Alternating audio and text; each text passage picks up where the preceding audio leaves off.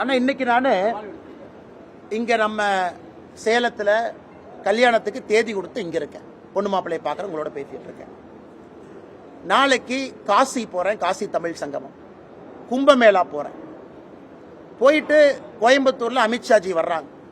நான் சென்னைக்கு எப்ப போறேனோ, அடுத்த வாரம் போக இருக்கிறேன். சென்னைக்கு எப்ப போறேனோ அண்ணா சாலையில எங்க வரணும் திமுக காரன் நாளையும் தேதியும் இடத்தையும் குறிக்கட்டும்.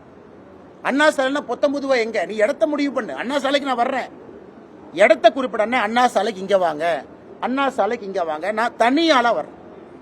பாரதிய ஜனதா கட்சியினுடைய தொண்டர் யாரும் என் கூட வர மாட்டாங்க. தனியாளா ஒத்தாளா வர்றேன். நீ மொத்த படையும் திமுக படையும் மொத்த போலீஸ் போர்ஸை வச்சு நீ தடுத்து நிறுத்திப்பார். நேற்று நான் சொன்னதிலிருந்து எப்பொழுதும் பின்வாங்க போவது இல்லை. நான் நேற்று சொன்னேன், கெட் அவுட் மோடி அப்படிங்கிற வார்த்தையை தமிழ்நாட்டினுடைய துணை முதலமைச்சர் உதயநிதி ஸ்டாலின் மேடையில் பயன்படுத்தினார். அவர் வாயிலிருந்து அவர் வரும். இன்னைக்கு சமூக வலைதளத்தில் பார்க்கிறேன், ஒரு பக்கம் கெட் அவுட் மோடின்னு ஒரு குரூப், இன்னொரு பக்கம் பால்டாயில் பாபுன்னு ஒரு குரூப். இரண்டு பேரும் சமூக வலைதளத்தில் கருத்து பரிமாற்றம் நடந்து கொண்டிருக்கிறது. நாளைக்கு காலையில் இன்னைக்கு முழுசுமா திமுக ஐடிவிங்க எல்லாம் சேர்ந்து நீங்க முக்கி இன்னைக்கு முழு ராத்திரி உட்கார்ந்து கெட் அவுட் மோடின்னு எவ்வளவு ட்வீட் போடுங்களோ போடுங்க.